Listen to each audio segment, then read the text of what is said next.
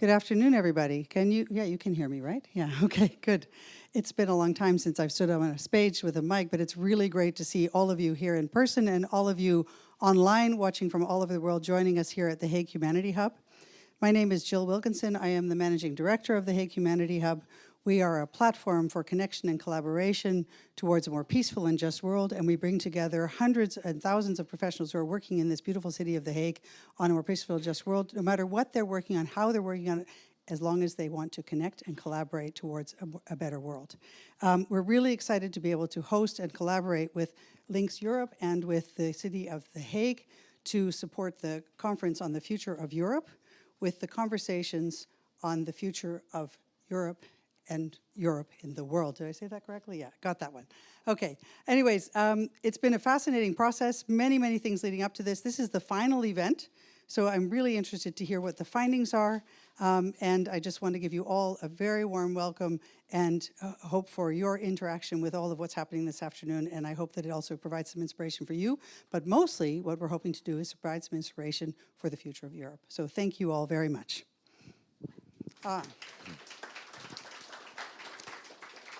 I'm going to hand you over to Janet Anderson, who's going to moderate the rest of the afternoon and guide us through this process. Okay, Janet. Thanks, Jill. Whoa, I can't believe it. We're here in a space, all going to be talking together. I haven't experienced this. I don't know how long, a couple of years it feels. It feels like forever. So I am really excited to be here. I hope that you are as well. My job here is just to get people on and off the stage and tell you who's who and what's what. So I'm just going to get on with it. And my first pleasure is to invite Dr. Dennis Sammut, the director of Links Europe, who is going to provide us with an overview of this incredible project and a presentation of some of the findings that they have made in this series of conversations on the future of Europe in the world series. Dennis, over to you.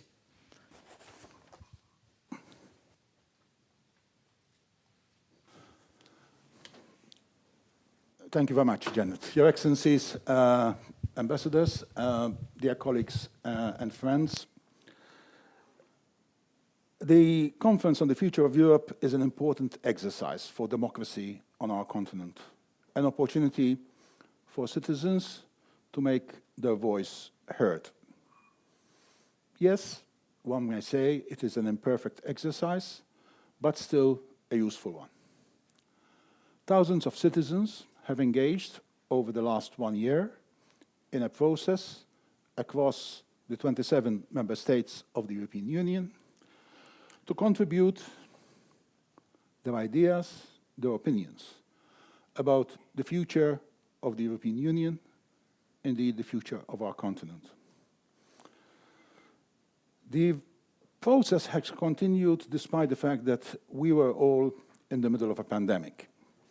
And that affected the way that things had to be done. But I have to say, I am quite impressed by the fact that despite all the restrictions, despite all the lockdowns, the process persisted and thousands attended events or attended online or sent in written contributions. This has created a new dynamic in the way that the process has developed, which I think should be appreciated. The Conference on the Future of Europe is not the end of something. In my view, it is the beginning of something. And I hope that the ideas coming out from this process will develop and grow into bigger things in the future. So the Hague Conversations on the Future of Europe and the World was our contribution to the fourth pillar of the Conference on the Future of Europe, Europe in the World. Given the profile of the City of The Hague as the city of peace and justice, it was perhaps a natural choice that we focused on this topic. What has happened over the last 6 months was a joint effort between Links Europe, a reasonably small organization based here in The Hague, but with a long pedigree. We were established way back in 1997 in the UK. But we have been operating with a European presence since 3 years here at the Hague Humanity Hub and in other parts of The Hague. And we worked with the City of The Hague and with the Hague Humanity Hub to try to find ways in which we can give the community here in the city a way of putting its ideas and its views across to the process of the Conference on the Future of Europe. So what is happening is that the European institutions, the Parliament, the European Council and the European Commission at the highest level have committed that once they receive all the submissions on this process, sometime in April or May of this year, they will try to see how they can turn these ideas into facts, into ways in which Europe operates. So over the last 6 months, we've had a process of roundtables, conferences, online meetings and workshops held in person, most of them. We were able to work around the lockdown most of the time, but some events were online or in hybrid form. We also have an accompanied podcast series, and we disseminated information through our website, commonspaces.eu, through the Twitter feed, etc. And we are also grateful to others who contributed their views online. Our job was to instigate debate, generate ideas, and offer a voice. Around 300 people participated. More than 30 experts, academics, practitioners, and diplomats helped inform the conversations as guest speakers or as moderators. Today, we are here to share with you the conclusions of our work. You have all been given what we are calling an advanced draft of the final report. Somebody asked me, why an advanced draft? Well, it's an advanced draft because up to half an hour ago, we were still in the process of listening to people. Today, we hosted 2 very important meetings, in my opinion. In the morning, we hosted a number of non-governmental organizations working here in the City of The Hague, particularly on international issues. And this afternoon, we hosted a very diverse group of people from diaspora communities in the City of The Hague. We wanted to be sure that these 2 particular groups have a chance also to comment on the final draft. I can assure you that there are some small but important additions. They will be included before we post the final report from this process on the website of the Conference on the Future of Europe, which is the way that findings from all these different meetings taking place right across the continent are being collected to reflect the latest position. So, first, what this report is not. So, this report is not an academic paper. It does not have the depth of analysis that is required for an academic paper because it is not an academic paper. It is also not a political manifesto urging people in this or that direction inspired by some political thought or ideology. What it is a reflection of the mood, ideas, and vision that emerged in the process of this dialogue exercise. Like any good conversation, the Hague Conversations on the Future of Europe and the World sometimes took some unexpected turns. Our task was to reflect the many views expressed. It may have some contradictions, but overall participants held quite similar views on most key issues. The report may, in some places, be saying the obvious, but the obvious sometimes needs to be said again and again and again. We offer no apologies for doing this in this report.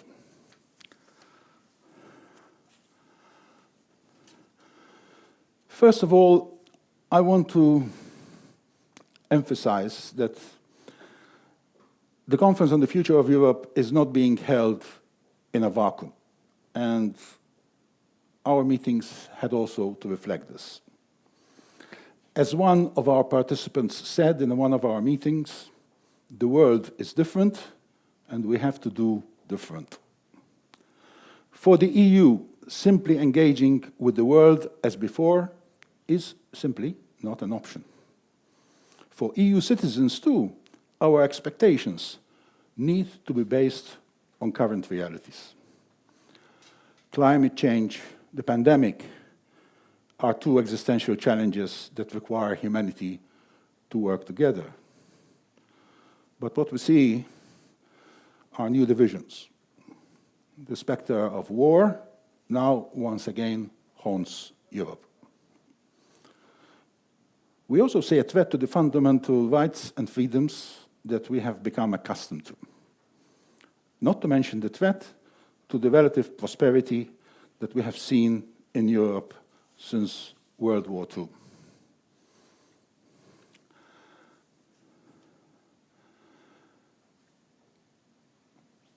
What did people say in our meetings?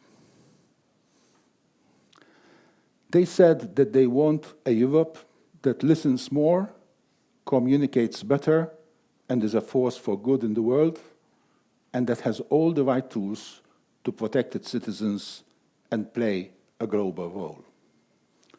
Listen more. I can tell you that there was not one single meeting where this message was not repeated, not by one, but by practically all of those who participated. The citizens of The Hague, directly or through their non-governmental organizations, want to clearly send this message that the EU needs to listen more.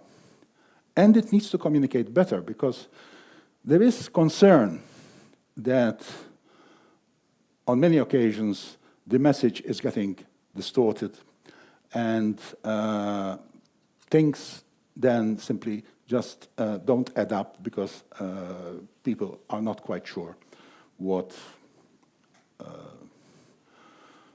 the message is. And so understanding the message and making the message understandable is a key issue here. In this report, we have 10 recommendations. You have the report. I'm not going to try to read them out, because that will be boring. Those who are watching us online also have access to this draft, so they can read it too. But I will try to go to a few of the recommendations and try to give you a sense of where it is all going. One important message was that foreign policy begins at home. Europe must lead by example, and it will be judged not by what it says, but by what it does at home and abroad. Furthermore, in one of our first meetings, we discussed the issue of EU expansion. And people asked us, why did you start from there? It's a very odd place to start if you're talking about the future of Europe and the world. But actually, it was important that we start from there, because it is turning out that Europe's policy regarding further expansion something that up to a few years ago was considered a factor that helped stability on the continent of Europe is fast turning into something that is contributing to instability. The uncertainty around this issue is creating an awkward situation, and this can be seen primarily in the Balkans, in the Western Balkans, but can be seen in other places too.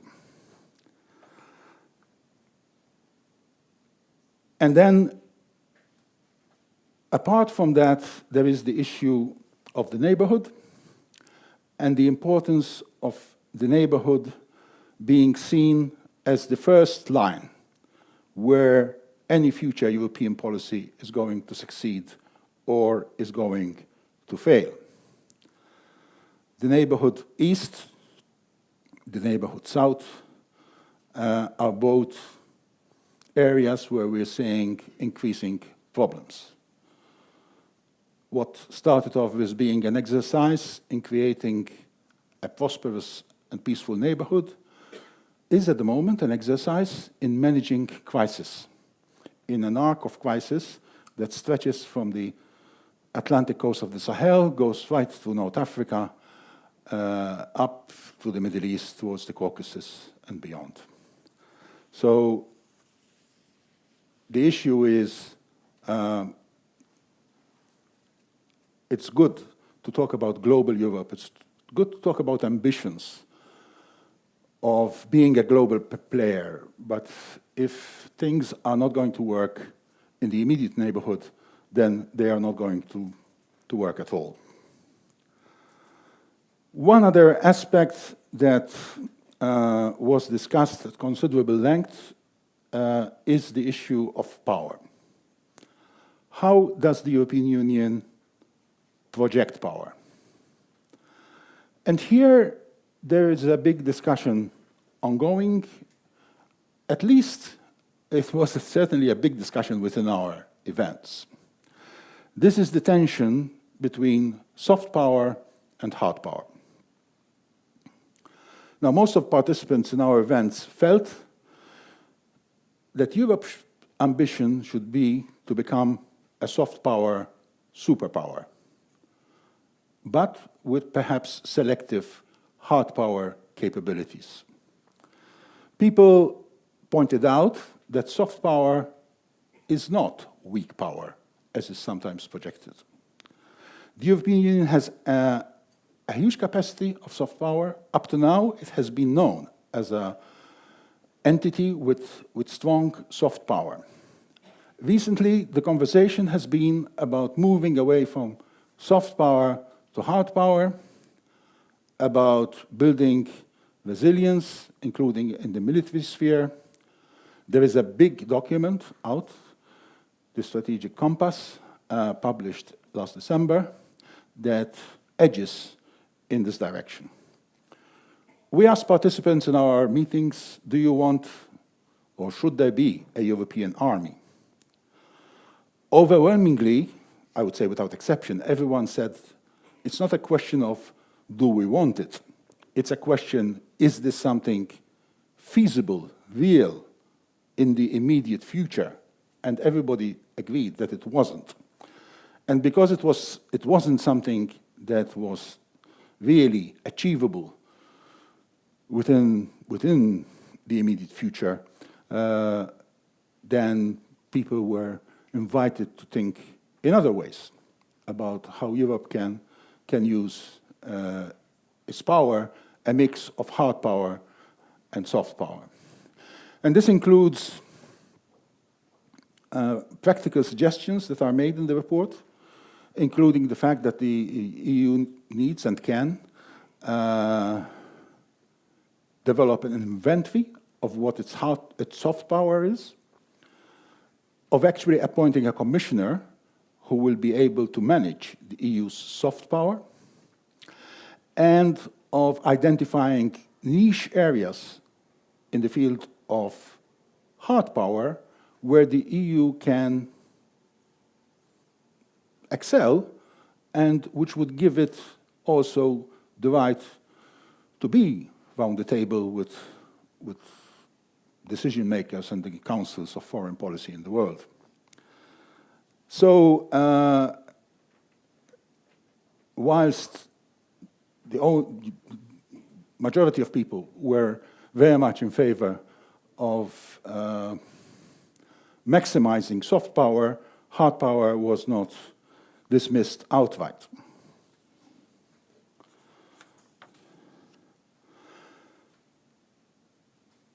Another issue that is contained in the report is related to multilateralism.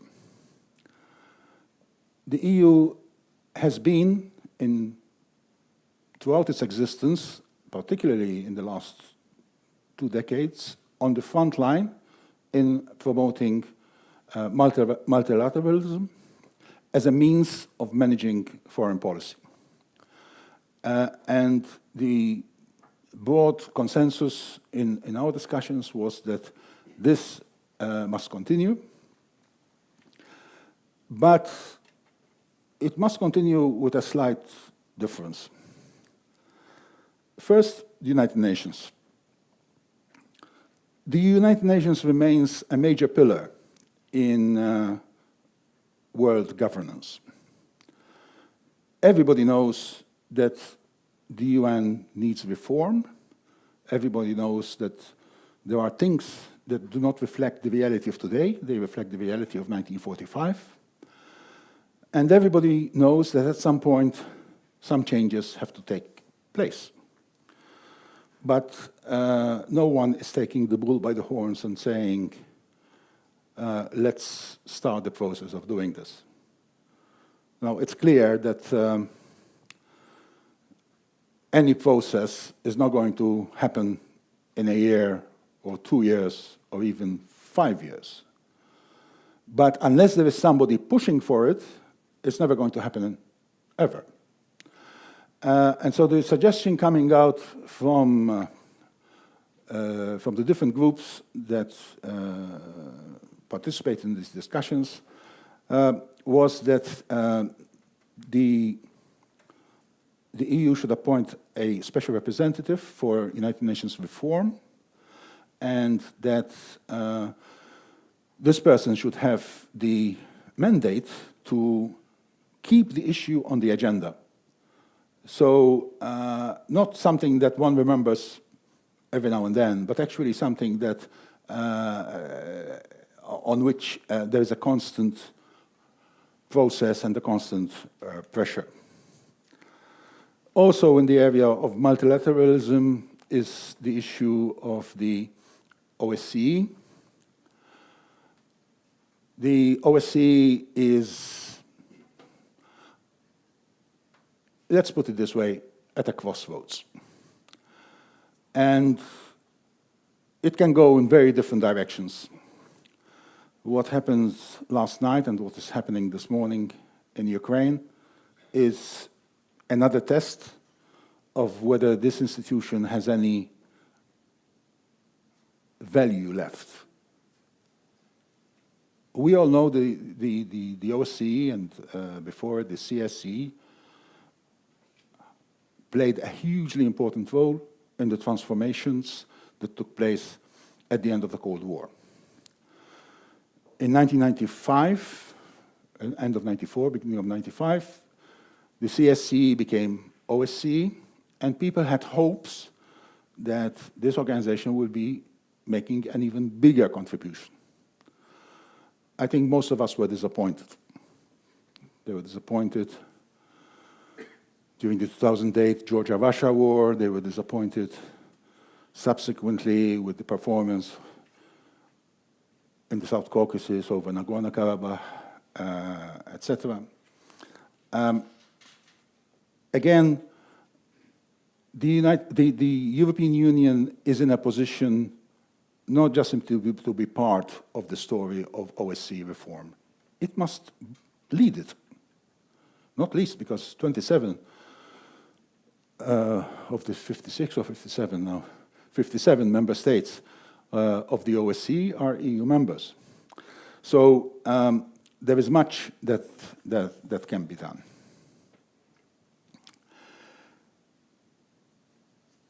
The report, as I said, talks a lot about a Europe that listens. It's very clear that if the European Union wants its foreign and security policy to be taken seriously and to actually be doable, it must carry the people of Europe with it as it embarks on different initiatives, programs, and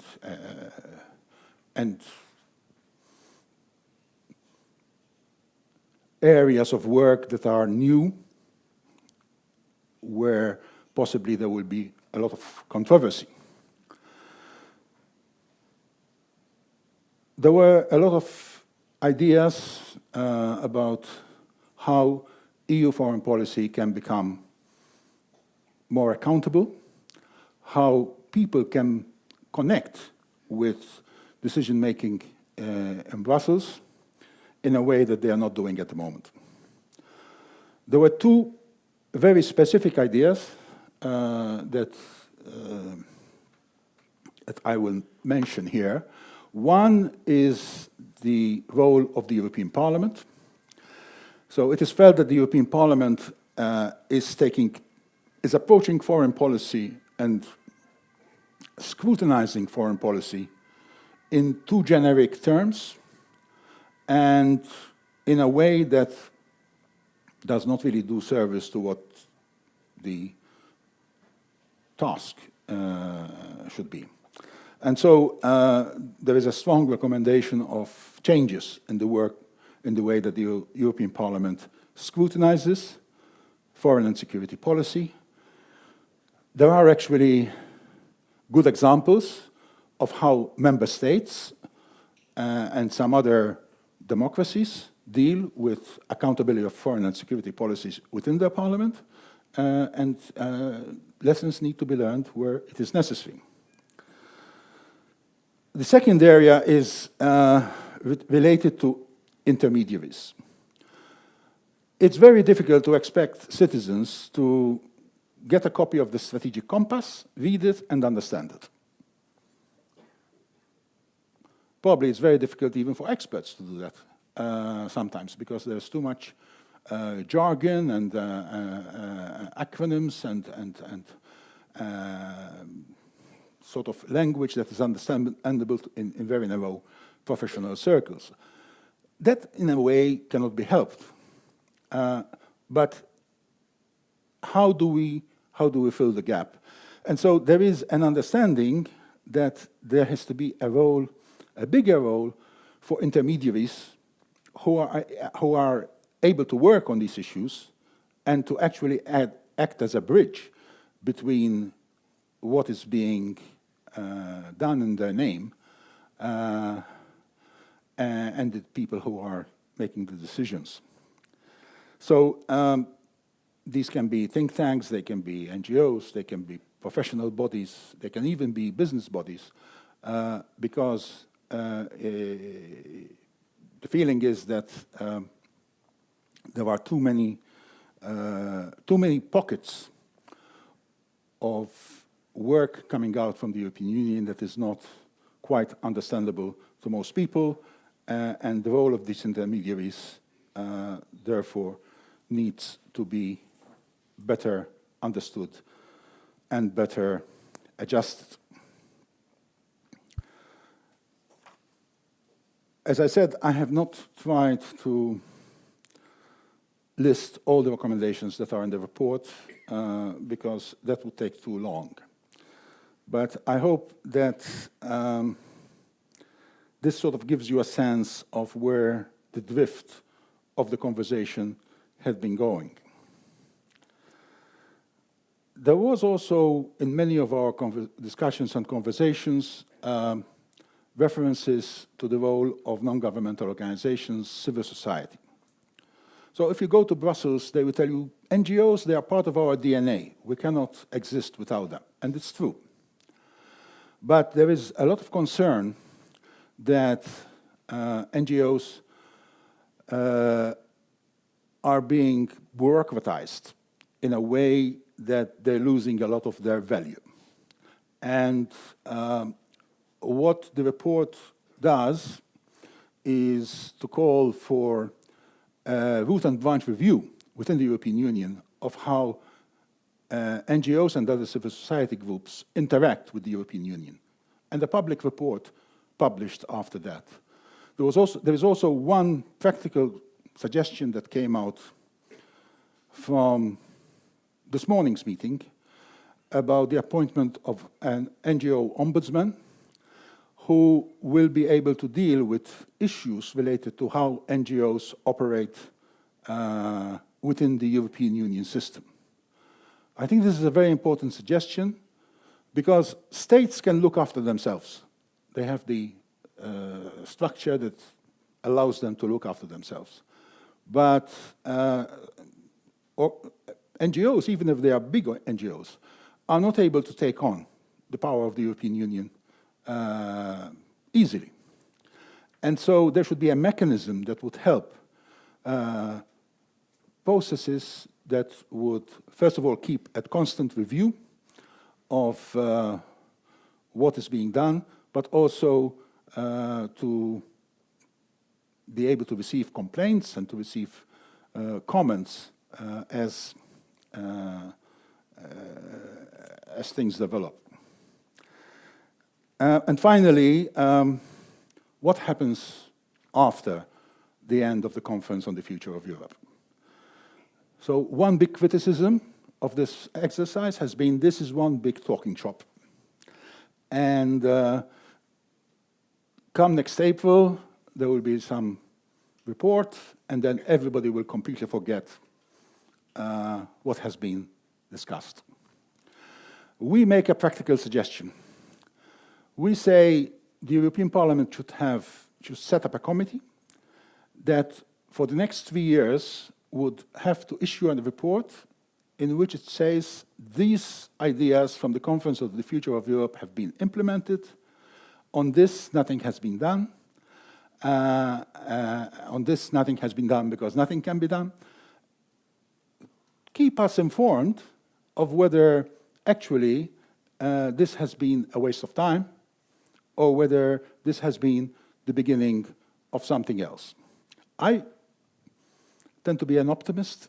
I like to think that from this process, useful things can come out. But for this to happen, we have to keep the conversation going. Thank you. Thank you.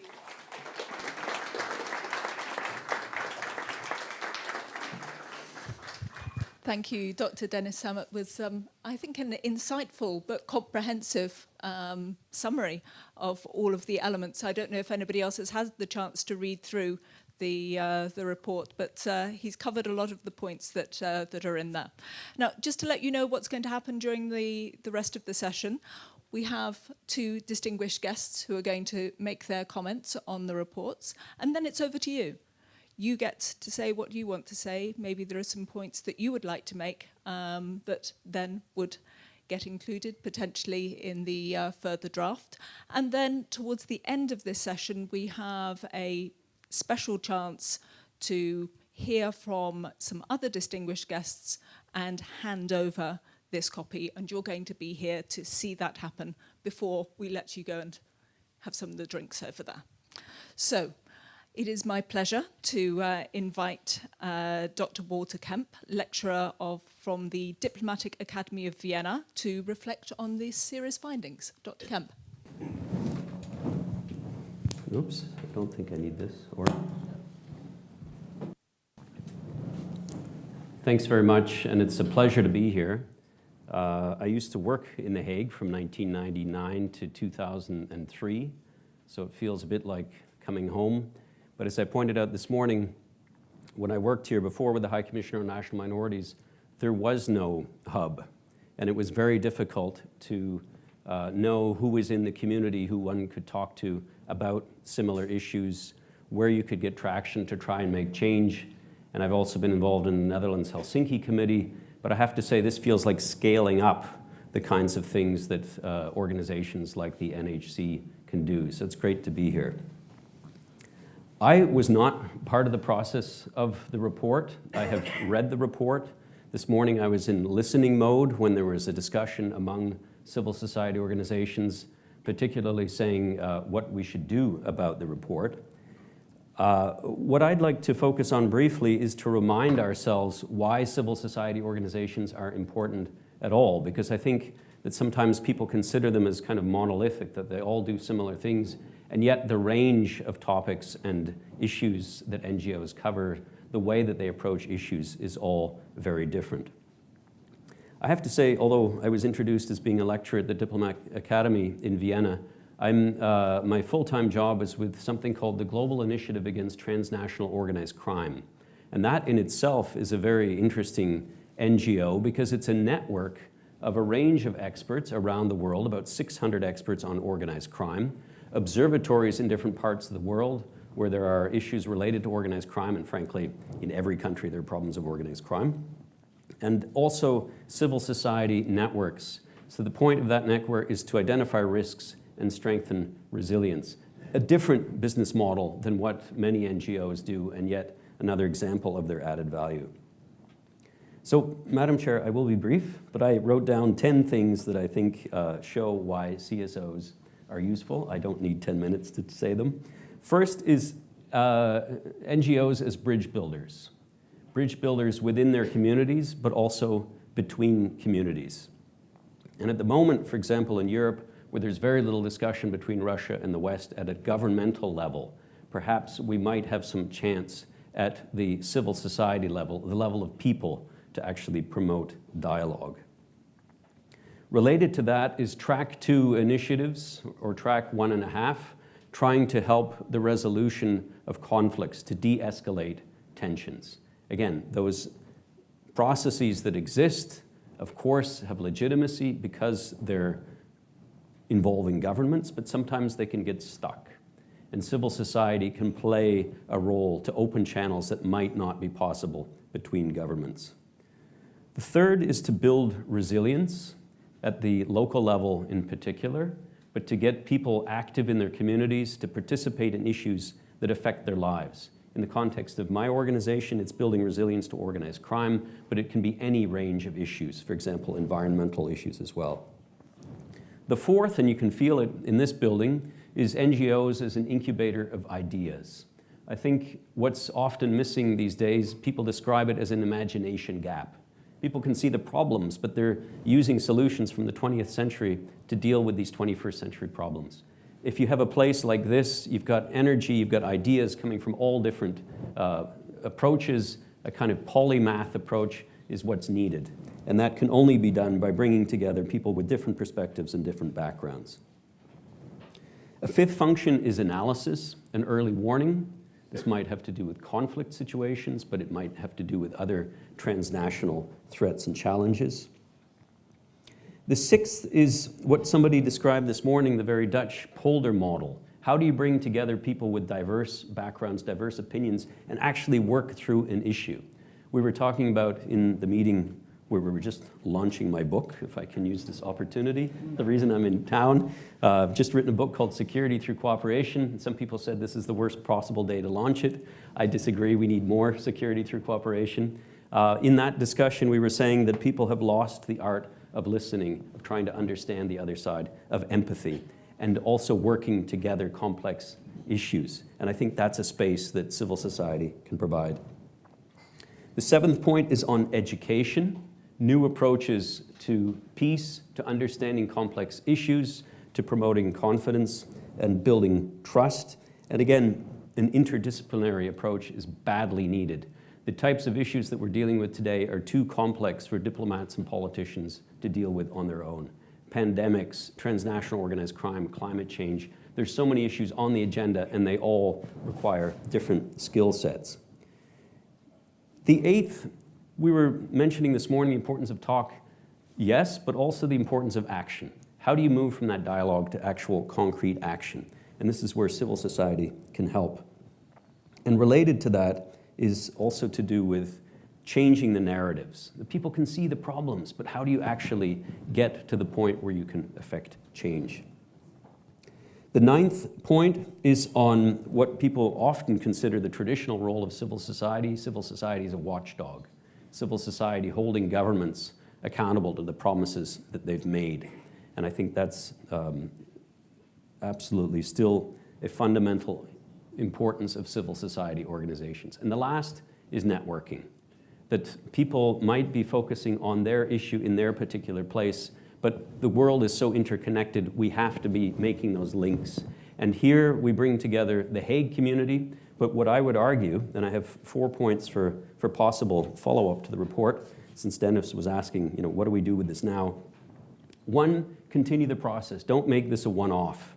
Find ways to continue the type of dialogue that has been taking place. And related to that, number 2, to have more entry points for civil society to have an impact on intergovernmental processes in the EU, in the UN, to avoid this kind of token, okay, now we're going to have our NGO panel, thanks very much, see you next year. How do you actually make sure that NGOs can be involved in drafting issues, implementing issues, being involved at a more strategic level? My third and second last point is to explain to donors, not least organizations like the EU, that if you want to build sustainable peace, sustainable development, you also need more sustainable and predictable funding. That NGOs spend so much time raising money that they're not actually having the opportunities to do what they can do. It's not a lot of money that they need to do what they can do. So is there some way through pooling organizations, like through a hub like this, that you could actually develop more sustainable funding? The fourth and last point, we were talking this morning, how do you actually get the Hague out into the world? The world comes to the Hague, but how do you do it the other way around? There are Helsinki committees, there are Aarhus centers which deal with environmental issues. Why not Hague hubs in different parts of the world? Take this model and copy it in the Western Balkans, in the South Caucasus, in Central Asia, in other countries of Europe. That could surely be something supported partly by the European Commission, partly by the NGOs themselves, partly by the municipal governments of these countries. I think that would be really exciting and actually build on the model of this place, which I understand is only 4 years old, and 2 of those years were during COVID. So this is a big success story. My last point, and I promise, Madam Chair, this is really it. But when I lived here, I loved the logo of The Hague, of the heron that's caught the worm. But I didn't realize that underneath it says, Vrede en Recht, peace and justice. And if the last few years has taught us anything, it's that we can't take peace and justice for granted. And if there's any reason why we need more active civil society, whether it's soft power or hard power, I would argue maybe smart power is a better way to frame it. We need brain power through places like this to be making sure that we still have respect for peace and justice. And that, if anything, is the biggest contribution of civil society. Thanks very much.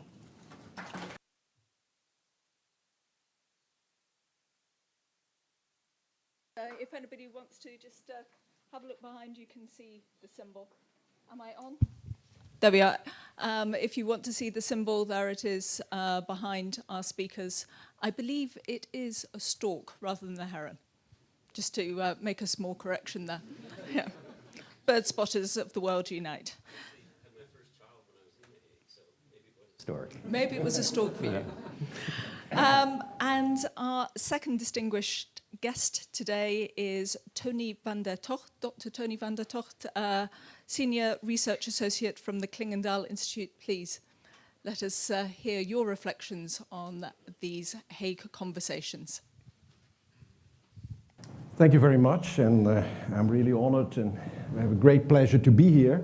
I was also part of this process of conversations, and thank God we could have also a few of our meetings and discussions in real life and not only on Zoom, because, well, like everyone, I think we're really getting fed up with all the Zoom sessions. So also good that we could have this presentation today with a large audience, and also a lot of other people joining us online. I must say I really like this process, and I find it also very important, and I think it was a very laudable initiative of Links Europe, linking up with Humanity Hub, with the City of The Hague, to take this process forward, this conversation on the future of Europe. And I indeed hope this is also not going to be a one-off discussion, and then we have a nice report and no one ever talks about it anymore.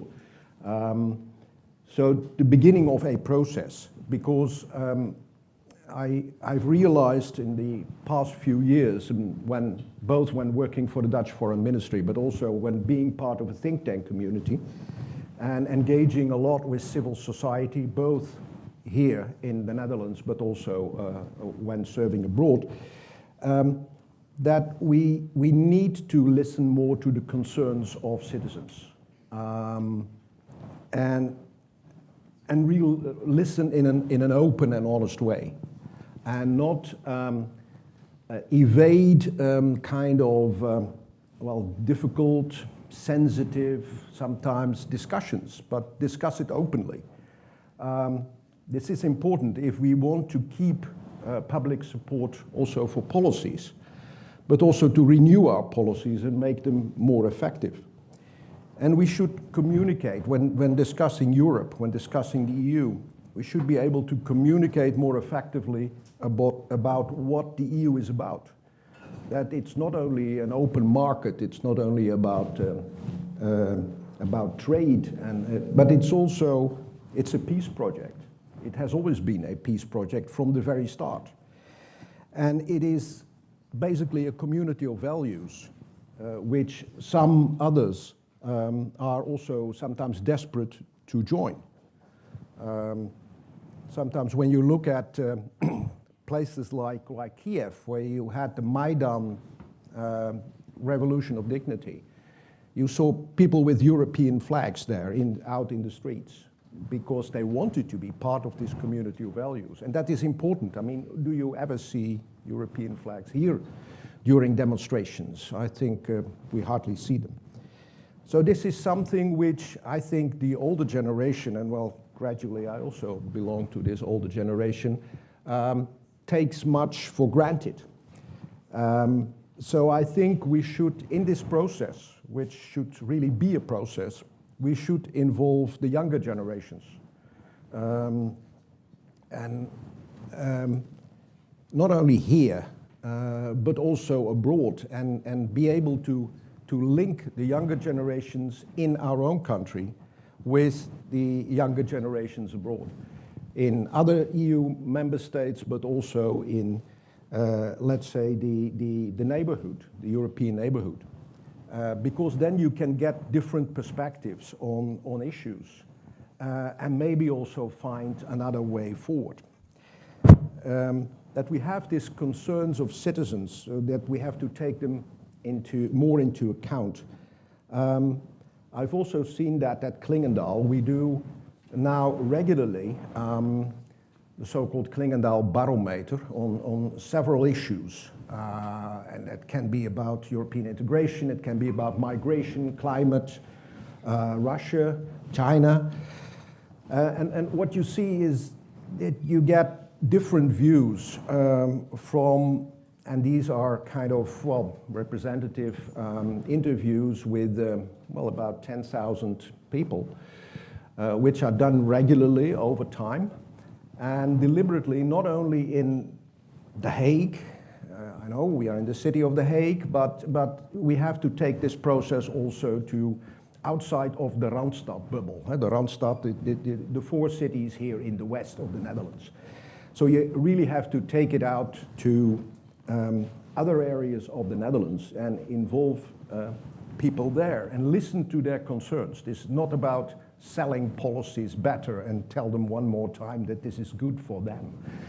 This is about really listening and getting other ideas, which may work, which we may here in the think tank community or in politics we may not have thought about. Dennis already pointed out these are difficult times. I mean, we have this geopolitical, geoeconomic competition, and this poses big challenges for the multilateral rules-based order, which we also took for a long time more or less for granted. Europe was like the big example for other countries to follow, the shining city on the hill. Well, is this really the case anymore nowadays? And of course, in the Netherlands, we are always, we have been quite idealistic about this. So we always had this approach of peace, profits, and principles in our own foreign policy traditions.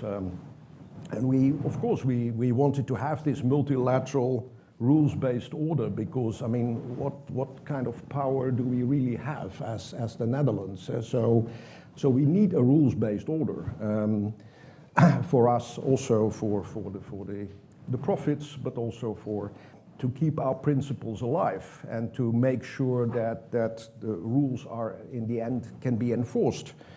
Also by courts, by tribunals, like the International Court of Justice, like we have in The Hague. And of course, we also have to learn, let's say, the language of hard power, or smart power, or sharp power, because that we took that for granted, and we thought the rest of the world would also go the same way and act the same like us. And just to get back to the issue of the neighborhood, which Dennis rightly mentioned, and I participated in 2 sessions about, well, where does European EU enlargement stop and what should we do with accession? Well, this is an issue which is, of course, it's sensitive in the Netherlands. And I saw that during the discussions which we had a few years ago about this referendum on the EU-Ukraine agreement. And then a lot of the issues were somehow hidden, where there were a lot of elephants in the room which were not openly and honestly discussed. And I think we should realize that, I mean, the broader public and the younger generation are not stupid. I mean, you can not only explain these issues, but you can discuss them openly and in an inclusive way and engage people and discuss the pros and cons in an honest way. So I think this is something which we should take from this process, that we need this kind of discussions. Finally, about The Hague. I think the city has a unique position here. It's the convening power. I mean, a lot of people come to The Hague just because it's the city of peace and justice, just because of the institutes which are here. And it's a unique combination of knowledge, of expertise, of all kind of civil society organizations working on international law, working on peace and justice. So this is a rather unique combination, and I think it should be used more effectively. This unique ecosystem which we have here, we should be able to take ideas from here and then also plug them into the policy discourse in Brussels. I mean, my own institute, Clingendael, would love to do this, but all the funding is project-based. Where do you have money to really do this and present these ideas in Brussels, where they really matter? So I think The Hague can use this convening power and bring all these institutes like we have here in The Hague, bring it together in a big inclusive discussion, get new and fresh ideas, and then bring them to Brussels, to Strasbourg, and plug them into these discussions. And there I also have some hope that civil society organizations here in The Hague, I mean, they all have their own networks, like the think tanks have their networks, that we could do a kind of combined effort to link up also with organizations, think tanks, and the younger generation in the neighborhood, both in the south and in the east, to tackle some of the very important issues which we are facing nowadays. So what do we want to do as EU with an area where our foreign policies are either a success story or fail dramatically. So if we can't solve the problems which we now have, the conflicts around Europe, then we will never be able to also get to solving the bigger problems, be it in climate change, be it on migration. So we should really do that and reach out to not only to the civil society in the countries concerned, but also to listen to their ideas, to have an open and honest dialogue with them and with the younger generations in those countries. And I think then we'll have a real process which can help us to somehow get a better future. Thank you.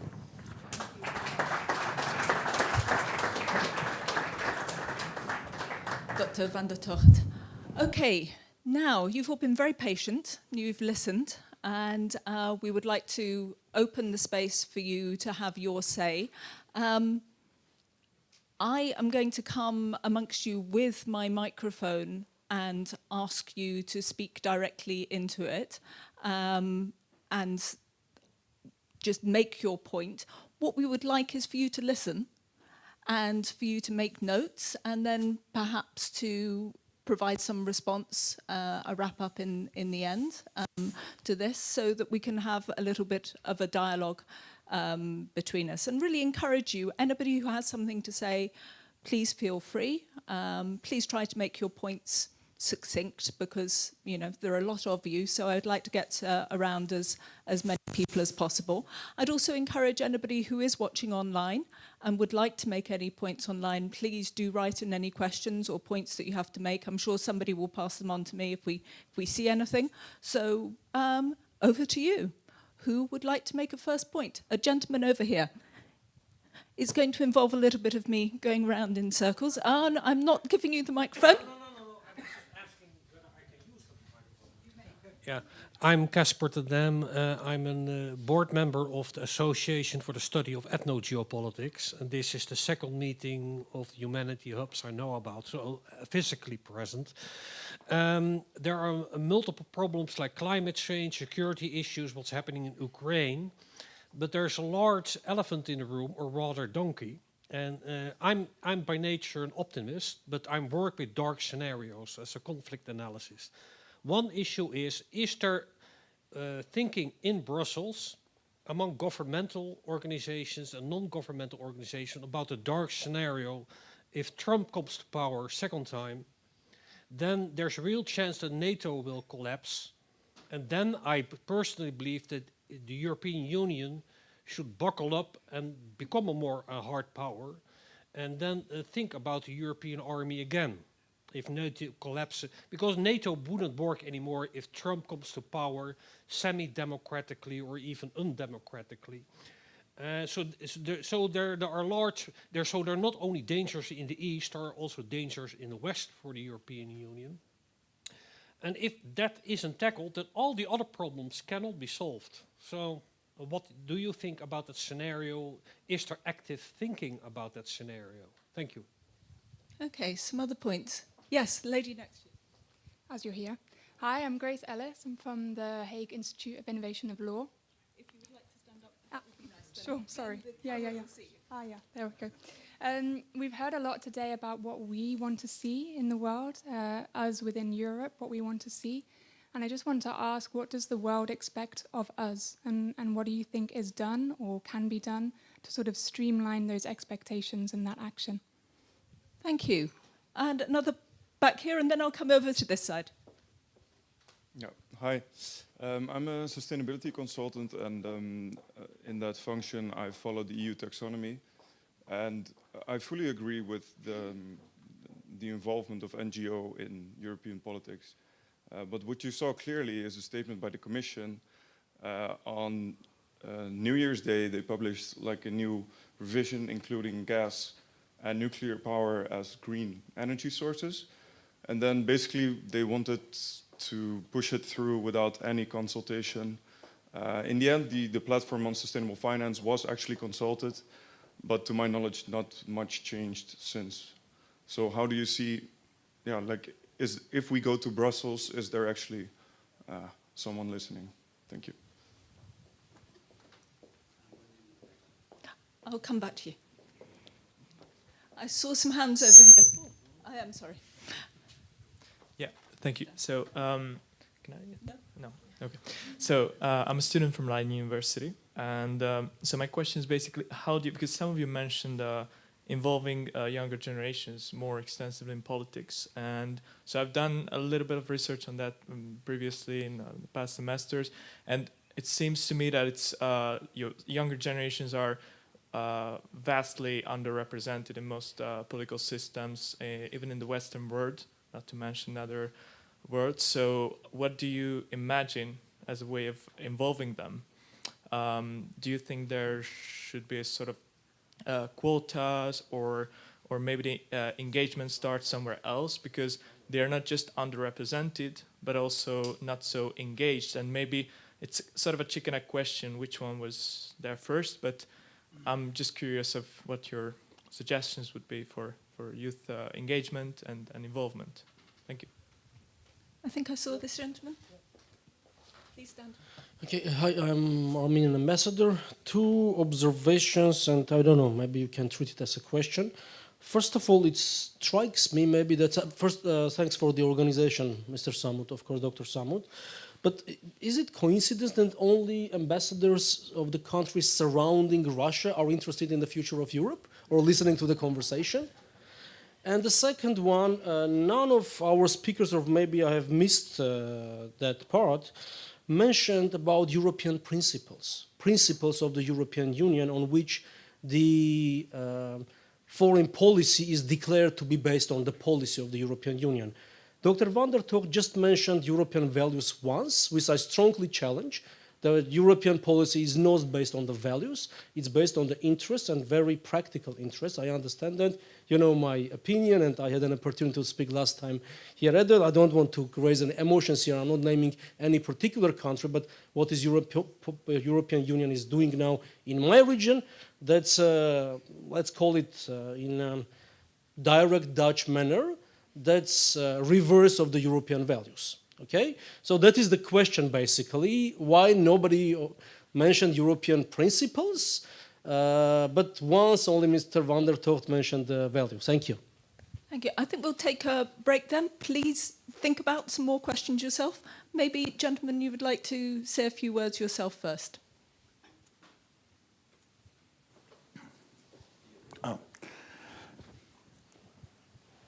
I'll take first this question about the threats, NATO. This is something that that was comprehensively discussed in this process, with a lot of realism, I think, on the part of those who were contributing. So there was no attempt to avoid questions or to be naive. And the general feeling was that the first thing that needs to happen is that NATO needs to be Europeanized. That is, the European members of NATO need to step up. And this complete dependence on the United States for the delivery of the current military capacity of Europe has to somehow be addressed. So there is a report. By the way, there are reports on all these discussions. They're available at various places in the room here. But this point was made very clear by a number of speakers about the importance of European members within NATO stepping up. So it's not naive, and it's not because there is a feeling that we should continue to allow a situation where the United States decides to what extent it wants to engage or not to engage with the question of European security. So far, they have engaged considerably and at a considerable expense. We need to recognize that. But of course, it could be that maybe Trump, maybe some other guy will come along one day and say, well, we want to put an end to this. So it is good to talk and to think about how this situation can be addressed. But to think of a European army, the feeling, at least in our discussions, was that this is not the right way to be thinking at this point. The right way is strengthen and Europeanize NATO, give the European Union certain capacities, introduce perhaps a European Security Council where you can have a grouping of countries with the EU, not just EU member states, but also other countries similarly minded who can be part of a process on European defense. So there are a number of very practical ideas. I want to say that this issue, when we talk about it on the 22nd of February 2022, may sound very odd, probably for somebody reading about it in the future. We are living in a very difficult moment. Yesterday, I spent time watching President Putin explaining for nearly 1 hour why a country next to Russia should not exist. And I have to say, I was very genuinely upset with this, because I didn't really think that in my lifetime I was going to see this. So why is this? Is this because Putin really believes that Ukraine is a security threat for Russia? Of course it's not. But we, in the conversations on the future of Europe, on the 23rd of November in this room and in this place, we spent a lot of time talking about Ukraine. And what we learned from what was a very comprehensive exercise was that a lot of things are changing in Ukraine. There is a strengthening of the rule of law. There is a strengthening in the fight against corruption. There is a strengthening in the consolidation of democracy. It's not perfect, but a lot of things have improved considerably, and people who have seen the process over the years could say how they have seen this process change over the years. This is what worries Mr. Putin, because a successful democratic Ukraine is a threat, not to Russia, a threat to the current system in Russia. So we have different things at play here.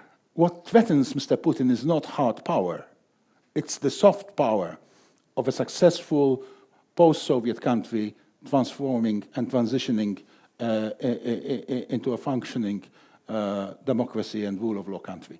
So this is why the report dwells in detail on this issue of balancing hard power, soft power. We don't dismiss either, but we also say there has been too much of a rush saying soft power doesn't work. Soft power can work, and the European Union is the only institution that can be a soft power superpower. For a number of reasons, others cannot. And it should not lose this card that it has. Of course, hard power cannot be dismissed because of the reality that we are living in, but it needs to be intelligently deployed, because otherwise we'll end up with a lot of adventures that may fail, and because they fail, they would be counterproductive. Thank you. I'm going to check I'm on. Yeah, thank you. I'm going to turn to Tony van der Togt next, and then to Walter Kemp. But just before I do that, I wanted to mention two comments that we've had in online. One is from a person called Arena Ahad, who says, thank you very much for your admission. I'm not too sure whose admission that was, that the foreign policy has not been so effective. Otherwise, we wouldn't have such a situation as in Ukraine. And from a person known as IC Ben to say, thank you very much for your work. It's great to see people as involved as you working towards making a change. So. Very much. I will address a few questions which came out of our conversation. First, a very good question of the lady over there, what does the world expect from us? I think we haven't been aware enough. I mean, even we have to have this conversation with our own citizens. Even there we don't know enough what they expect from us. So we are in a process of trying to find out, and I think the same should be done with, I think, the world at large. Starting with, I think, our own neighborhood. The other question which was asked about how to engage the younger generation. And we should seriously think about this, and we should listen to initiatives coming out of this younger generation, be they active in NGOs, be they active in political parties, in movements. We should take that into account, and we should go out and listen. And I can tell you from Clingendael, we're doing a research project about what the younger generation in 3 particular countries in the Eastern neighborhood think about the world, about their own future. We're going to do this project in Ukraine, in Georgia, and in Moldova to start with. I mean, later we can do it maybe also in Armenia. But just to find out what do the people think, what are their values, how do they want to see their life, what do they expect from the European Union? Do we know, really? So we are in a process of finding out, but it won't stop there. I mean, this is something which should be kind of actionable research. We should do something with it, also for our policies. About principles, yes. Well, I mentioned former mentor of mine, Joris Voorhoeven, whose handbook of Dutch foreign policy and the foreign policy traditions is called Peace, Profits and Principles. So I did mention the principle thing. And of course, it is always very difficult. You always have to make compromises. You cannot fully live up to your principles, but you should also within the European Union. I mean, we can preach to others that they should stick to certain values, but if we don't live up to those values ourselves, I mean, we are not really a good example. So this really starts at home. And also abroad, yes, of course, sometimes you have to go for second best options. You have to make compromises. But I mean, in the European Union, it is still called principled pragmatism, which somehow tries to strike a balance. It is not always successful, but at least it is good for trying to vector that in. And not only to have this kind of, well, realist, hard power approach only. And so to try to think about your values, live up to them at home, and also try to link up with people who want to have the same values abroad. Thank you. Lots of P's. Unless you'd like to answer another of the points? No, I'm going to move on. Just before I turn to you, Dr. Kemp, I want to say that also we've had another comment in online saying that soft power is now the most dangerous strategy in foreign policy, and that this current situation needs strong and prompt measures to resist dictatorship. So, Dr. Kemp. I won't take that one on, but I was struck by the comment by the gentleman from Armenia about the interest of countries on the margins of Russia in the discussion on the future of Europe, which begs the question, which Europe are we talking about? Are we talking about the EU, or are we talking about a wider Europe? And I think there's going to have to be a much bigger discussion on the future of Europe in the broadest sense, including the South Caucasus, Central Asia, the Western Balkans, and so on. And we were talking in the launch of my book about how the last 3 times that there has been a reform of the international system has been after a war, 1815, 1919, 1945, that in a nuclear age it should not take a war to reform the system. I just hope we're not too late. That leads me to my second point, the gentleman asking about black scenarios. I mean, we've had mass migration, we've had Trump as president, we've had COVID, now we have war. how many more black scenarios do you want? And I think it's interesting, when the Netherlands had the chairmanship of the OSCE in 2003, they actually managed to have consensus on a strategy on threats and challenges to European security in the 21st century. There's a sentence in there that says, war in Europe today is unthinkable. In 2003. And I think the last few years have shown us about how the unthinkable can happen, for worse, but also for better. And I think this is where we need to think that we shouldn't have this learned helplessness, that things will always be bad. And at the same time, have some imagination to do things differently. Albert Einstein said, if you do the same thing again and again and expect a different response, that's insanity. So we have to be doing things differently, especially since the situation is changing so quickly. Finally, on the question of youth, too often you hear about youth as a problem, youth as vulnerable, youth as troublemakers and so on. Youth are going to have to be part of the solution. And how do you then integrate them into decision-making, into building resilience in their communities? And I think, again, something like the Hague Hub can reach out into the community, but also take good lessons that are learned here and share them with other parts of the world. Thank you. We still have a few minutes if there are some more comments and more questions. There's a large number of hands. That is great. Please, again, keep your questions succinct, and I'll try and ask the speakers to keep succinct as well, because we're nearly into the final part of today. I'll come over to you in a moment, sir. The first of a couple of hands over here. Please stand. Hi all. Well, thank you all for being here today. It's been great to listen to all of you. My name is Amber Schele, and I'm here today in function as Global Parliament of Mayors, as well as the voluntary focus of Global Shapers here in The Hague.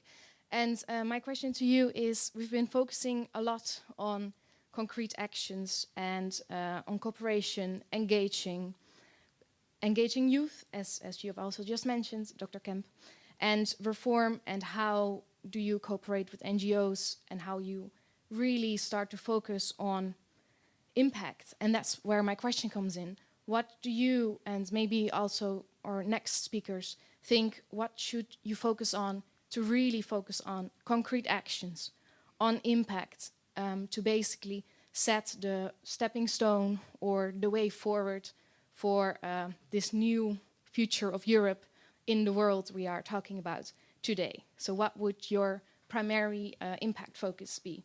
So that's my question. Thank you all. I think there was another hand over here. I'm sorry, excuse me. Hello, my name is Niklas Krämer. I'm a student at Leiden University of the Master's Program International Relations and Diplomacy.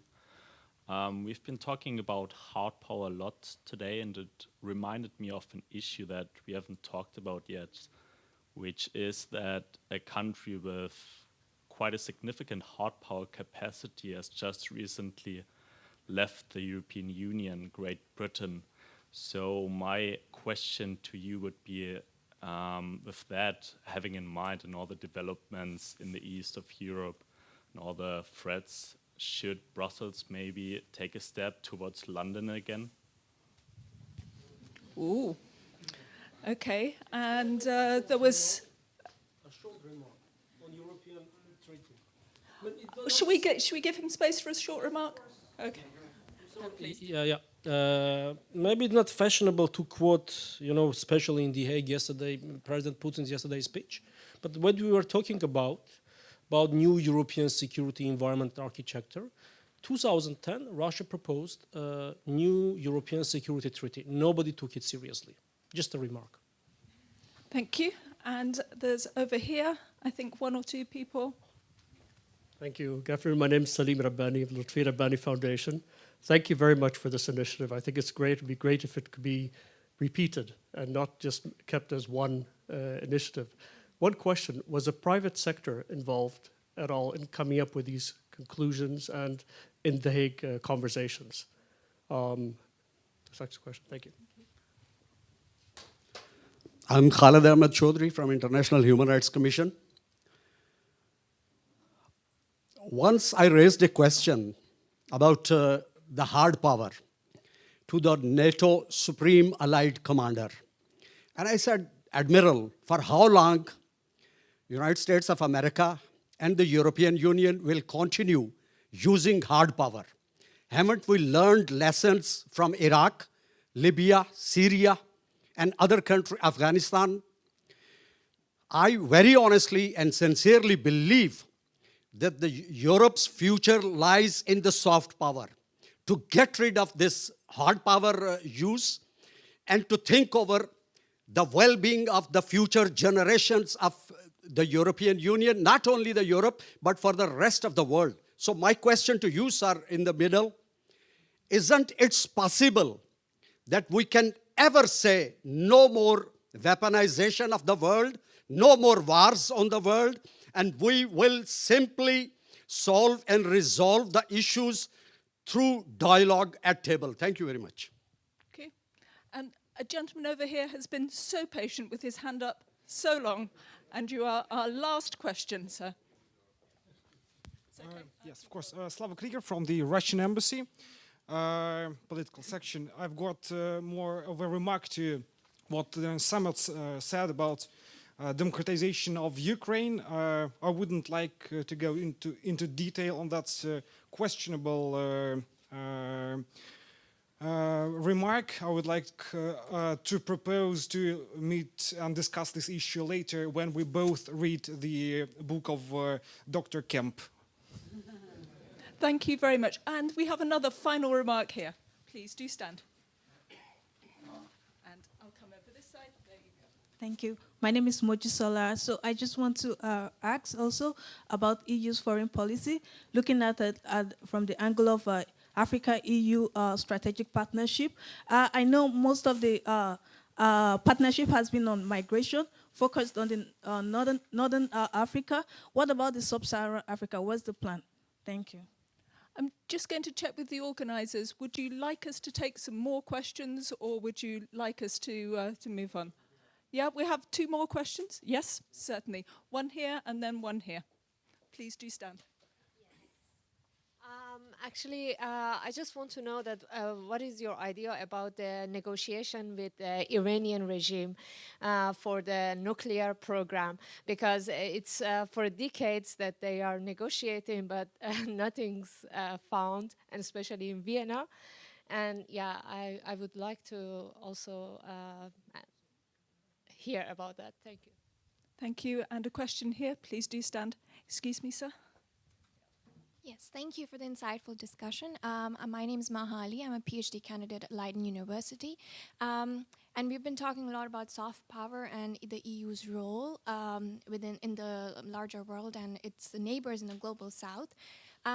This one example that has emerged in the last 2 years at least is the question of vaccine diplomacy and the pandemic politics and what the role it has had to play in terms of mobility and accessibility to services even outside of Europe. What is Europe's role in the years to come from the lessons that we have learned in the past 2 years as well?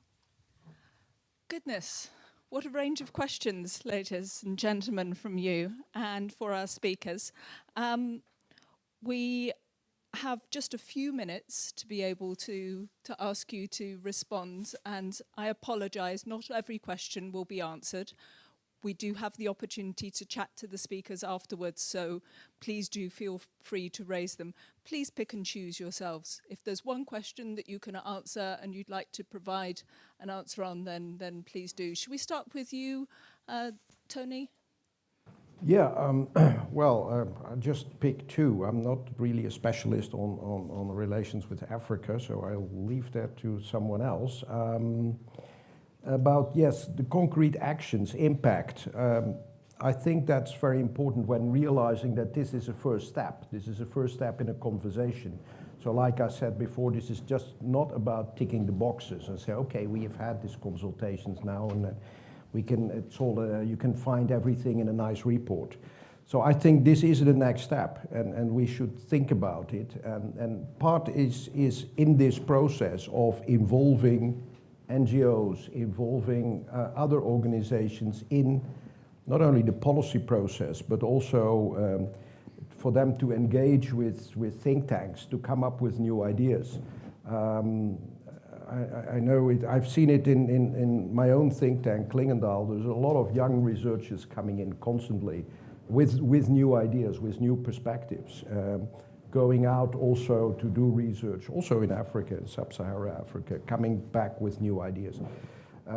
So yeah, we should always keep this in mind, that this is not about just writing another report. Relations with the UK, I think, yes, very important.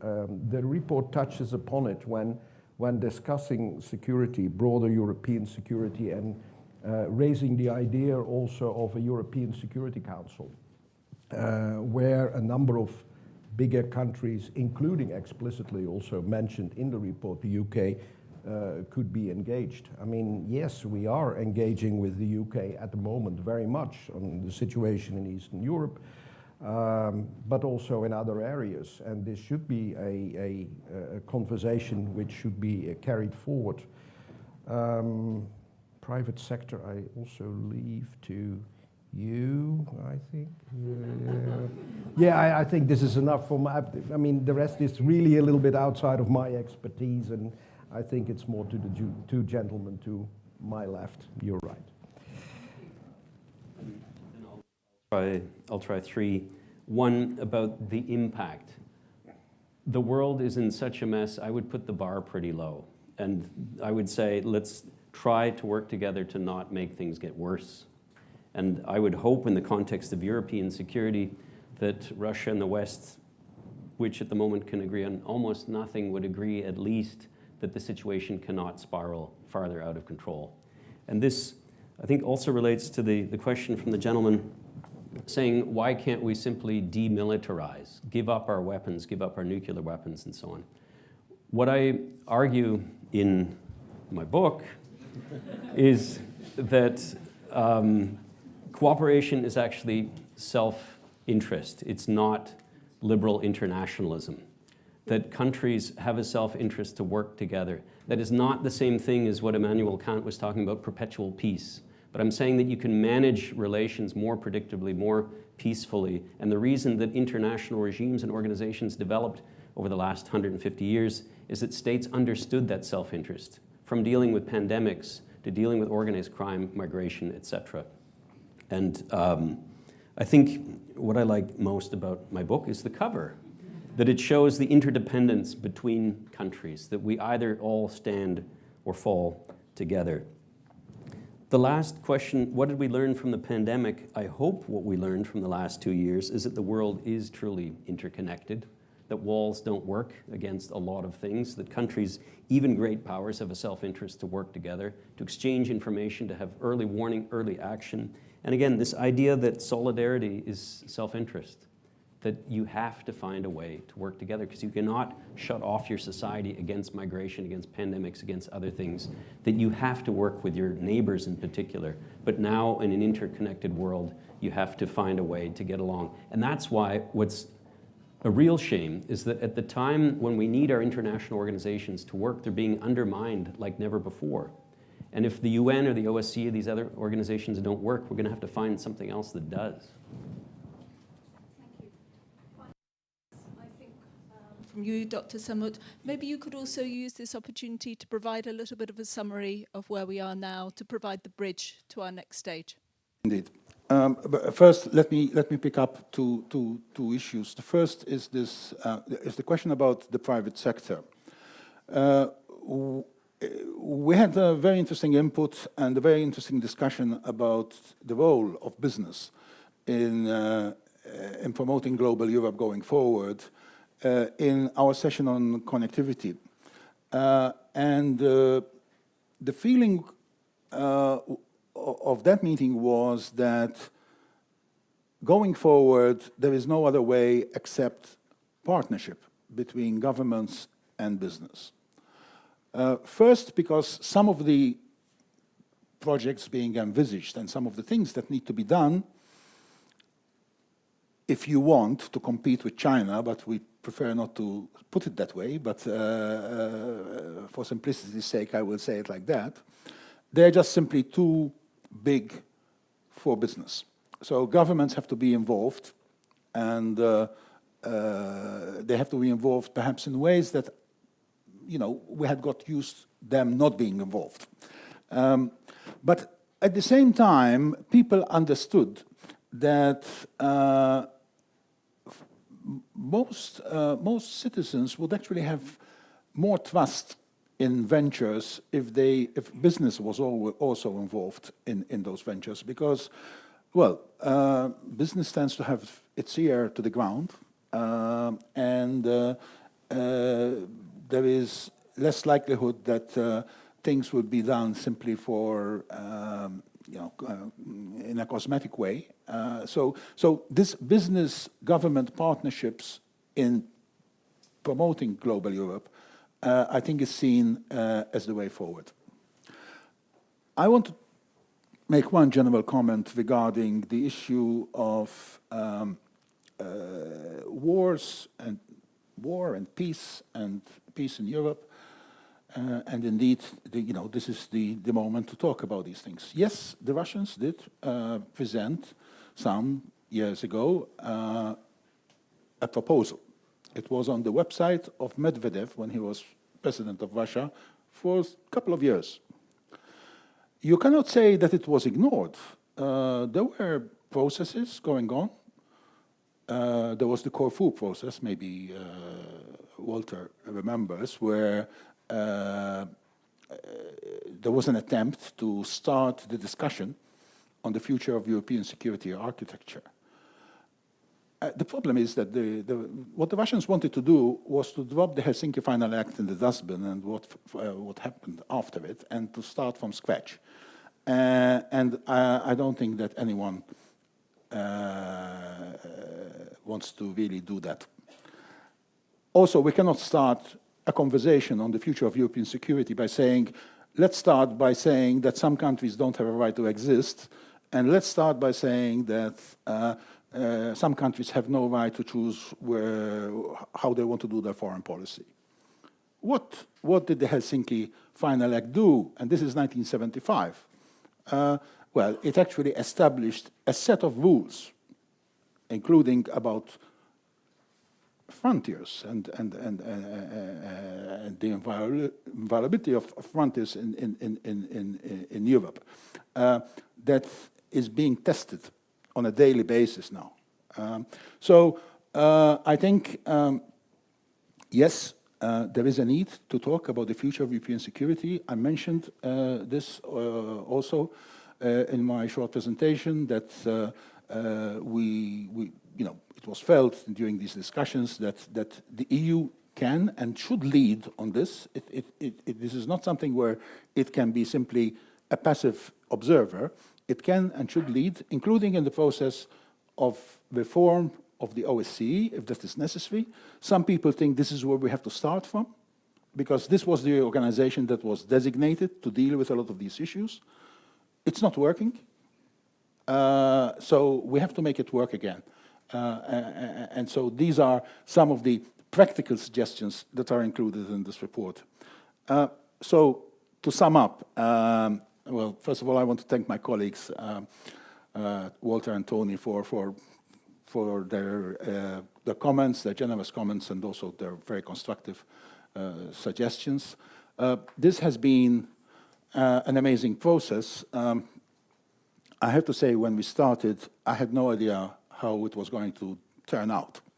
And we were very impressed by the engagement of so many people, hundreds of people, I have to say, during the course of the last 6 months, who in meetings like this, and in the same atmosphere as we have been having here, have discussed very serious issues, very difficult issues, and come up with very interesting suggestions. What do we hope to see from this? Well, we hope somebody listens. The key message to the European Union is listen more. And the second key message, communicate better. And the third key message, keep the conversation going. In a sleight of hand now, we are going to remove 2 of the speakers from the stage and invite 2 further speakers to come on and to present their remarks. So as that happens, can we just give a round of applause to our speakers so far?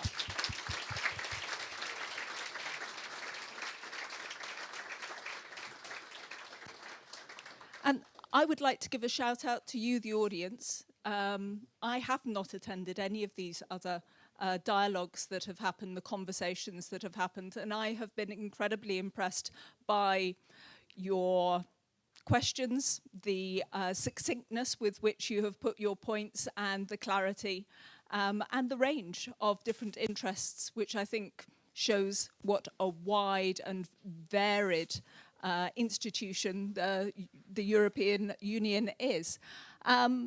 We're going to invite 2 guests to the stage. That will be the Mayor of The Hague, Mr. Van Zanen, and Mr. Ivo Bellet, the Deputy Head of Cabinet to the European Commission Vice President Dubravka Šuica.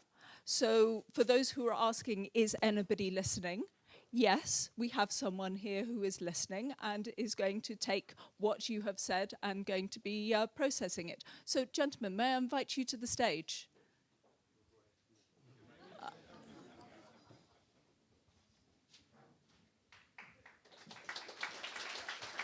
Do you want me here? Please. I believe that we're going to start off with some remarks from Mr. Ivo Bellet. So please, the floor is yours.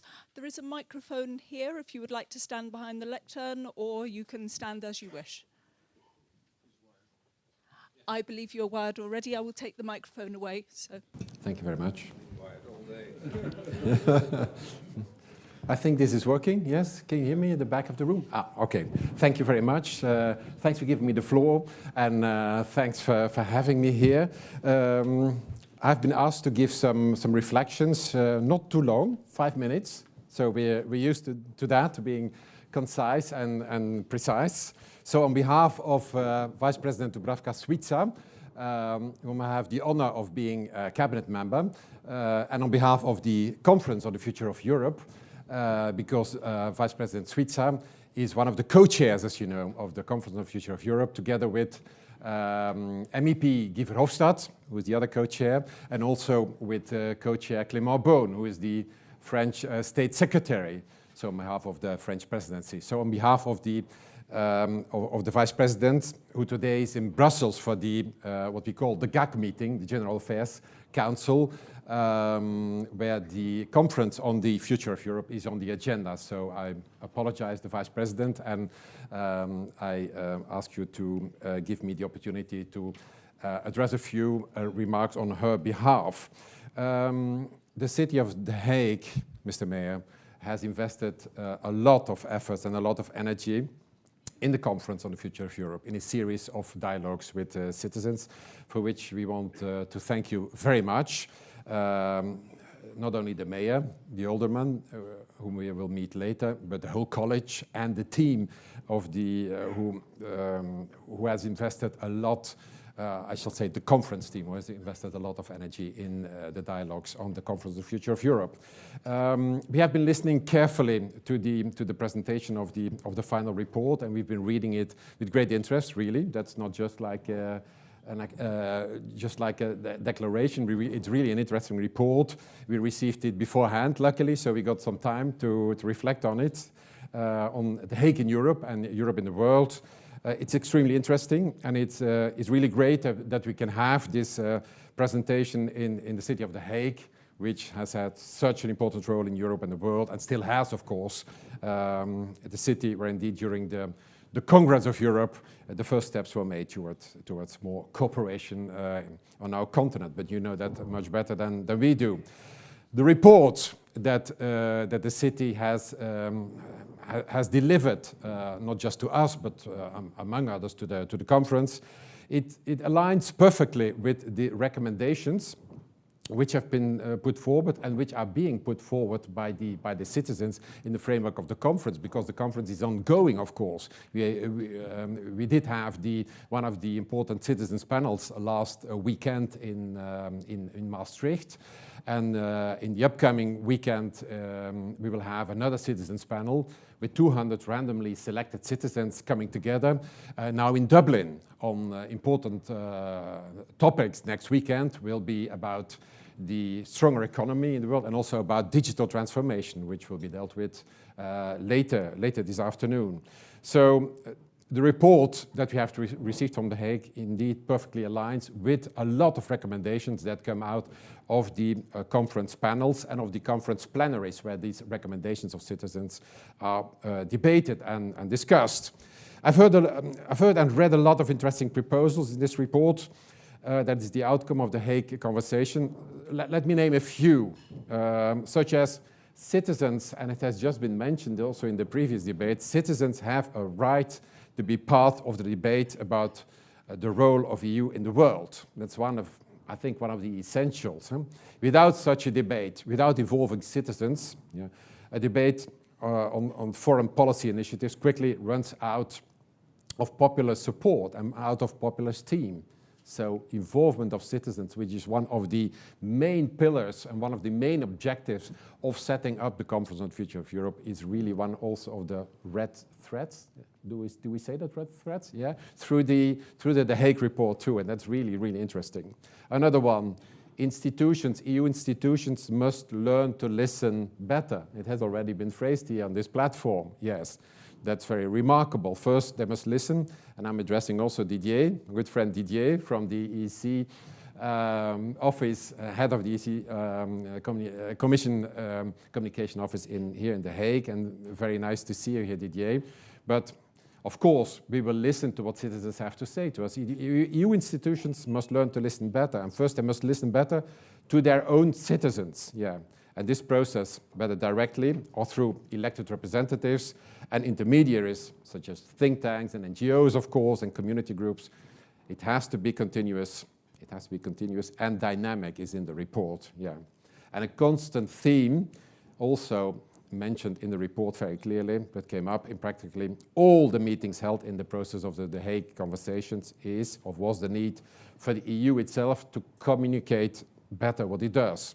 Why it does it and how it does it. Yeah. So also about the methodology that is used, that has to be used, but explain why things are done in a certain way. So this is also clear in the Hague Conversations. I promise to be brief, so I have to accelerate a little bit. So there is much more in the Hague report, of course, and I assume that these interesting points will also be put on I refer again to the conference, and specifically to the digital multilingual, because it's in all the official languages of the EU, that all these ideas and proposals are put on the digital platform so that they can be taken into account in the ongoing debates, panel debates, plenary debates, etc. And so that people from all over Europe, all over the world, because the platform is open to everyone, can also co-reflect on these proposals. So we are convinced from a conference perspective that we can bridge that gap that people often refer to between the citizens on the one hand and EU institution, EU policy making on the other hand. And that's exactly as I said, one of the main objectives of the conference itself. The organizers, and then I'm going to stop, Madam Moderator, the organizers of this gathering have asked me also how cities and towns exactly have contributed to the Conference on the Future of Europe in relation to the efforts, Mr. Mayor, and in relation to the initiatives of the City of The Hague. Yeah. I can tell you that hundreds of local authorities, cities, towns, even villages, have been organizing and are still organizing events involving citizens on the debate on the future of Europe. And you know that more than, you can see it on on the platform, on the multilingual platform, and it's a figure that evolves every day, because every day new events are coming in. But we are at the figure now that more than 5,700 just events, 5,700 events all over Europe. That's a lot, I think. 5,700 just events have been organized all over Europe. So jointly by local authorities, by cities like The Hague, by civil societies, by NGOs, often jointly. And this has mobilized more than 800,000 Europeans. Yeah, you can say that's not that much, but I mean active participants actively participating in events that have been organized by often local authorities. So I think that's a lot of people that are engaged. And on the platform itself, so people that have, how shall I say, that have gone to the platform, have consulted the platform, sometimes not more than 1 minute, sometimes for 10 minutes or half an hour to participate, to launch ideas, or to just read ideas, or to engage in a discussion with other Europeans. We are at the figure now, I should consult a precise figure on the platform, because I said it involves every minute, but we are now at the figure of more than 4.5 million, 4.5 million Europeans that are actively engaged on the platform of the Conference on the Future of Europe. This could have been more, but it's a figure that's interesting, so I think that's not that bad a figure. Of course, the conference is still ongoing. Just to illustrate, we had a lot of recent events involving, for instance, just one example, the cities of Frankfurt, very recently, last week, the city of Frankfurt, together with the city of Lyon, the city of Milan, they organized a joint meeting online for young citizens on the future of Europe. Last Sunday, the cities of Osnabrück, jointly with citizens in France and in Luxembourg, organized meetings together. So it's really cross-border, and a lot of initiatives that have been organized. Just to illustrate, ladies and gentlemen, dear participants, that a large network of local authorities and organizers are active on the ongoing future conference. The Committee of the Regions, if you would like to have an exact overview of all the cities and communes that were active and are active on the platform, the Committee of the Regions is preparing a precise report on all those, on that networking exercise, and will come up, if I'm not mistaken, at the beginning of next month with a big conference, which will be organized under the French presidency of the EU in Marseille, and we'll come up with that report giving a precise description of all those meetings that have been organized under the umbrella of the conference on the local level. And that report will be presented at that meeting. So I promise to be short. I will finalize, Madam Moderator. Mayor Van Zanen referred, a last remark, Mayor Van Zanen referred also, will refer, I suppose, also to the digitalization of our society. I'm not going to go into it, but this is one, just wanted to make clear that also that aspect of digitalization of our society is one of the important topics that will be raised next weekend in the, during the meetings of the Dublin Citizens Panel. Sorry for that. So we can really claim that this conference is, I think we can say, is an innovative exercise with citizens at the heart, really at the heart of the exercise. Citizens' recommendations are the proposals that have to be central, have to remain central at the whole exercise. And you can say, we often get the remark, yeah, what's the difference with all the citizens' dialogues that we did in the past, European Commission, the Parliament? We did hundreds and hundreds of citizens' dialogues in the past, not just under this legislature, but also before that. And those were really, really useful. And we're building on those exercises and those initiatives. But the big difference with today is that the three institutions, the European Commission, the European Parliament, and the European Council, the three presidents, have committed, like 1 year ago, the 9th of May, almost 1 year ago, in the joint declaration, that they've officially and formally engaged to follow up on citizens' recommendations. So citizens will come with recommendations, not finalized yet, and will come out, and we hope that Commission and Parliament and Council and all the communes and all the cities that are and all the citizens, of course, that are very engaged in this process, that they will remind all the institutions and the presidents of what they have committed to, meaning following up and meaning implementing, putting into implementation recommendations, proposals that will be put forward by citizens in the upcoming weeks. So those are my main remarks, but of course we will be available for Q&A later. Thanks very much. Thank you. Yeah. Thank you. Ivo Bellet giving us, I think, a fascinating insight into the actual process of which we're all taking part. I had no idea that I was one of these 4.5 million people checking out the website, etc., etc. Now, Mayor van Zanen, it is over to you to provide some final remarks on behalf of The Hague about the Hague Conversations on the future of Europe in the world. Thank you, reminding me that we have the Hague Conversations, but because one moment I thought, I'm here on a promotion tour on Walter's book. Where's Walter? And we heard so much. Dear Walter, we heard so much about your book. There was made so much promotion in The Hague, and wherever you would do that. Of course, in The Hague, there will be a reduction for all of us, I think. Huh? Dear all, your excellencies, dear friends, my name is Jan van Zanen, I'm the mayor of The Hague. The Hague, seat of government, royal residence, and the center of democracy and diplomacy in the Netherlands. City of peace, justice, and security, and also Europe. It was here that the Peace Palace opened in 1913. It was in our Ridderzaal, or Knights Hall, in 1948, during the Congress of Europe, that the first steps on the road towards a more united Europe were taken. The Hague is therefore a guardian of important intrinsic values that Europe wishes to stand for. It is also a city with an ecosystem, you're all from that. It's also a city with an ecosystem of hundreds of governmental and non-governmental organizations. A set of networks employing thousands of Hague residents, diplomats and experts from all over the world. Not to mention all the many suppliers and service providers, people who also earn their living due to The Hague's unique international position. It is important for us to maintain and strengthen that position, while at the same time I'm aware that peace, justice and security, and certainly the international world, are far removed from the concerns of many of The Hague's residents.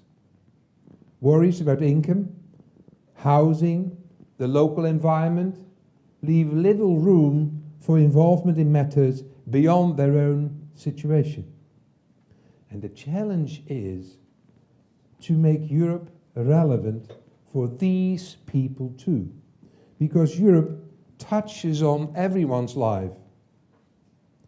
The Hague sees ways to link these matters and takes those opportunities by modernizing the world of governance, justice, and European relations through, it was mentioned just a minute ago, through digitalization.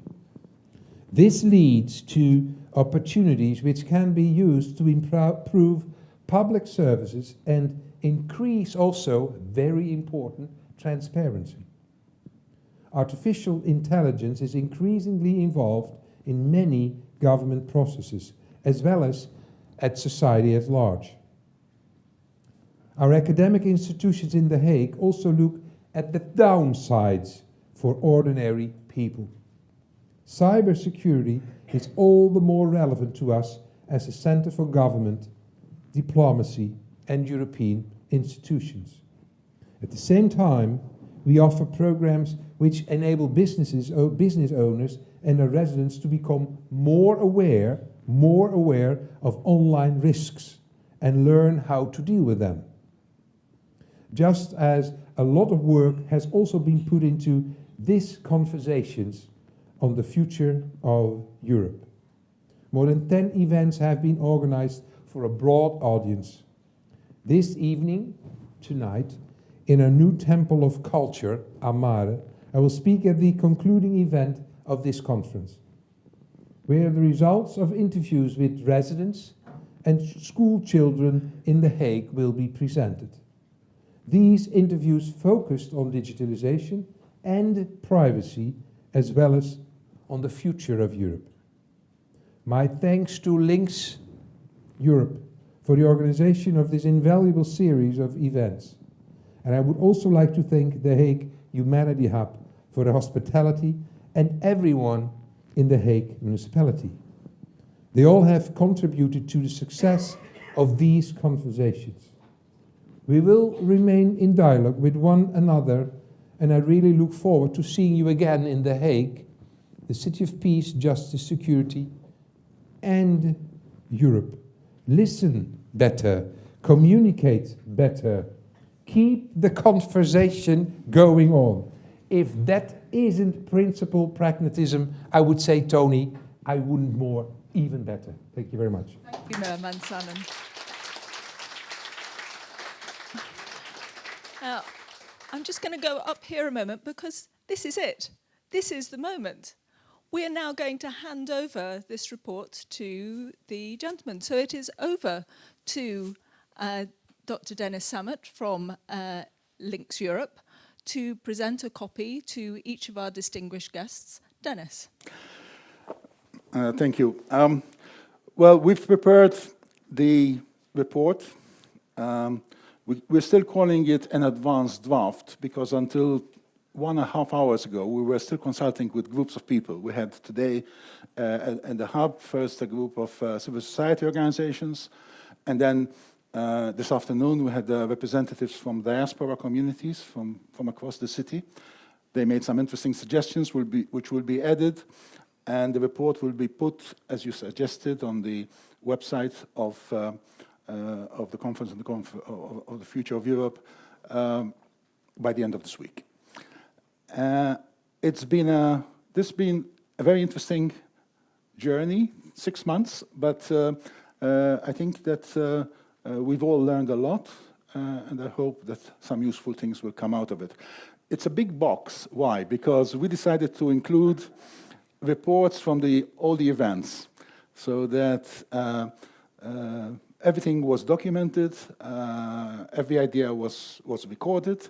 They're all already up on the website of the Conference on the Future of Europe, but it's my pleasure, on behalf of my team, by the way, who have been working incredibly hard, especially William, but also Norman, Maximilian, Nina. Thank you very much to all of them, and also our colleagues from the hub, Jill's fantastic team, and of course, Mr. Mayor, your team from the city, who have been absolutely amazing and wonderful. They really worked with us very patiently, excused our idiosyncrasies, and helped us to deliver this. So, Mr. Ivo, it's my pleasure to present this to you. Thank you very much. For onward transmission. And thank you. Mr. Mayor, although you have part of the ownership of this also, but I thought it would be useful for you to have a solid copy of it as well. Okay. So, thank you. This is my first and last black box. Yes.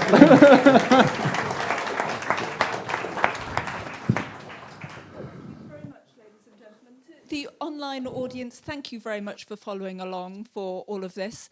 Unfortunately, I can't invite you to join in for the drinks, but for everybody else in the hall, you'll see that there are some tables behind, a space to have a drink. Please do stay, do engage, do what we can do now that we're allowed to, and chat to each other. Thank you all very much indeed. Thank